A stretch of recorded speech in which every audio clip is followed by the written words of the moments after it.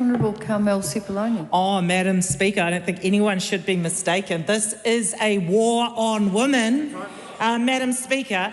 They are fundamentally doing this because they cannot afford their budget.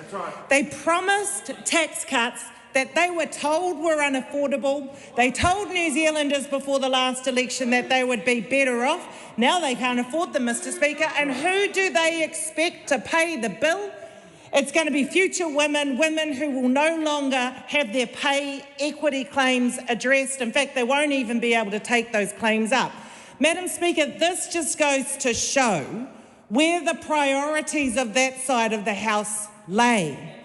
They were more than happy to give $2.9 billion to landlords, more than happy to give the tobacco industry a tax break, more than happy to pay out tax cuts that they were told were unaffordable and that would disproportionately go to those who are on higher incomes. And now what we see is that women are going to have to continue slogging it away in the workplace, earning less than their male counterparts, Mr. Speaker, and it is wrong. And I do not resile from the fact that I've said previously that it is shameful.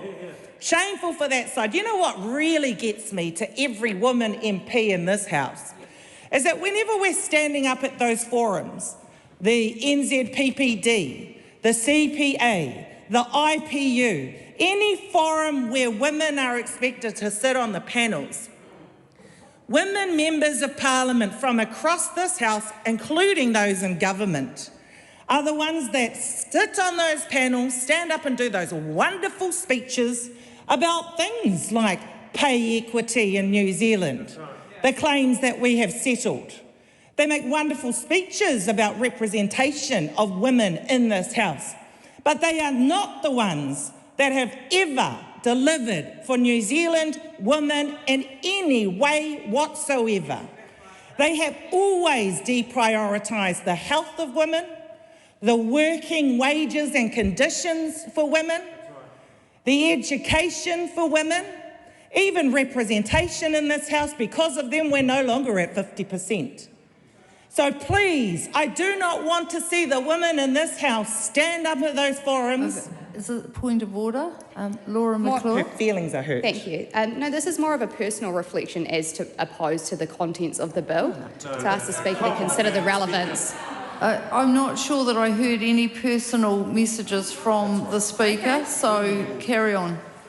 And Madam Speaker, we heard from a member earlier that this is, according to that member, an emotional issue. Well, clearly it is to some.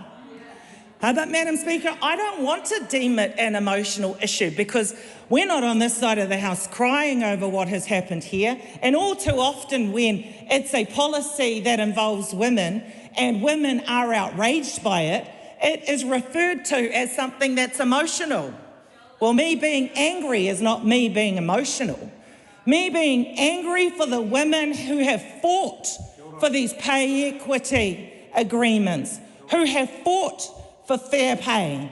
Me being angry for the Māori and Pacific women who continue to be the women that are paid, or the people that are paid least in this country, is me being angry for the right reasons, actually, and it's not me being emotional. Madam Speaker, we, of course, are opposing this. And we are absolutely shocked with the process that we've seen here.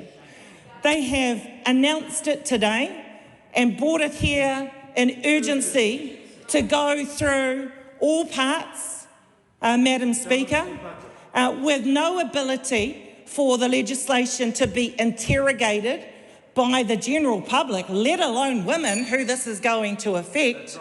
Madam Speaker, this is a shameful way to conduct business as a government.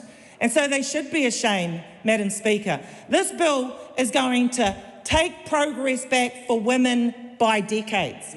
This bill is not only going to be bad for women, but it is going to be bad for their families and for their children.